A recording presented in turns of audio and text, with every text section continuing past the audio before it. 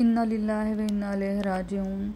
कुल्ले नफ्सिन ज़ायक़तुल मौत। सल्ले अला हबीबिना सल्ले अला मुहम्मदिन सल्ले अला करीमिना सल्ले अला मुहम्मदिन सल्ले अला हबीबिना सल्ले अला मुहम्मदिन। अस्सलाम वालेकुम रहमतुल्लाहि व बरकातुहू। ये मेरे वालिद साहब का पसंदीदा दरूद था जो मैंने आपके सामने पेश किया। मेरे वालिद साहब 30 अगस्त इस्लामिक डेट उनकी 13 सफ़र बनती हैं और सन बनता है 2023। इस तारीख़ को मेरे वालिद साहब अपने खालिक हकीकी से जा मिले। ये मेरे लिए बहुत बड़ा लॉस है। ये मैं वॉइस ओवर ये कैसे कर रही हूँ ये मुझे जानता है, ये मेरा अल्लाह जानता है कि ये बहुत मुश्किल है। ये आप देख रहे होंगे पिक्चर्स में, मेरे पास अब्बू की कुछ यादें थी जो मैंने आपके साथ शेयर की हैं। ये आप देख रहे होंगे पिक्चर्स में कि जिस कदर हसीन इनकी शक्ल है, नूरानी, इतना ही इनका इखलाक आला था। बाकमाल सीरत के मेरे वालिद साहब शख्सियत थे।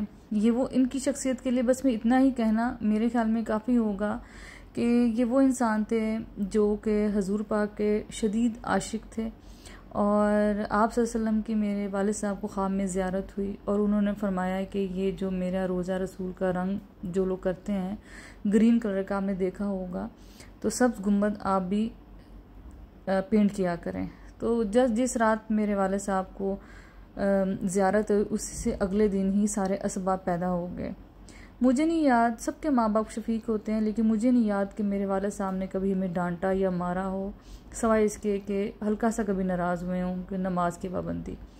तो नमाज की पाबंदी अगर हम आज सब बहन भाई करते हैं या वालदा करती हैं, तो मुझे लगता है कि इंतहाई बचपन में जो उन्होंने हमें एक थोड़ा सा सख्ती से नमाज की तरफ राग़िब किया तो हम सब नमाज की तरफ आ गए।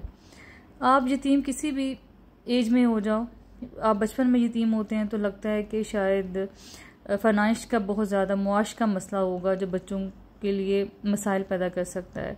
लेकिन जिस एज में हम यतीम हुए, हमारे वालिद साहब इस दुनिया से रुखसत हुए हैं, उस एज में एक ही फ़िक्र होती है कि अब दुआएं कौन करेगा हमारे लिए। तो मुझे ये लगता है कि एक दुआओं का पहाड़ था जो कि रेज़ा रेज़ा हो चुका। तो मैं बहुत मुश्किल से वॉइस ओवर कर रही हूँ। बहुत ही मुश्किल है मेरे लिए वॉइस ओवर करना, ये बताना कि मेरे वालिद साहब अब इस दुनिया में नहीं रहे। अभी तक यकीन ही नहीं आ रहा कि अब्बू इस दुनिया में नहीं रहे। उनके वो प्यार, उनका वो कंधा, वो जो चूमा करते थे।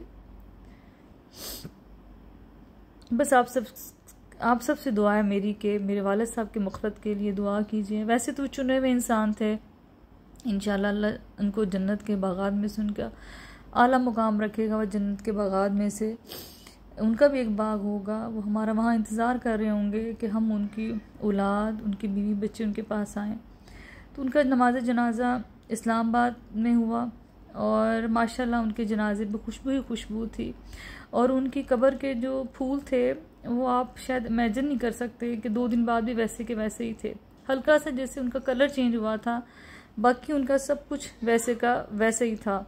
तो आप सबसे दुआ है कि हम सबको अल्लाह सब्र दे और आप भी प्लीज़ दुआ कीजिए मेरे वालिद साहब की अगली मंजिल सारी आसान हो। दुनिया में जो नेक अमाल करके गए उनका अजर उनको आखिरत में भी मिले और हम सबको वो सुन्नत की तौफीक अता फरमाएं जो कि उनकी शख्सियत का खासा था। वो एक नेक साले इंसान थे, मोहब्बतें बांटी उन्होंने दुनिया में सबसे ही। वो बिला तफरीक ना अमीर ना गरीब ना कुछ और, आशिक़ रसूल थे। 40-42 साल उन्होंने मदीना में खिदमत की हजूर पाक की। और अब आगे शायद वो हमारे लिए अल्लाह ताला ने उनको पाकिस्तान में उनकी कब्र बना दी कि शायद हम लोग वहाँ पे जाएं, क्योंकि शायद नहीं यकीनन हम वहाँ पे जाएं और उनकी शफ़क़त वहाँ से भी लें।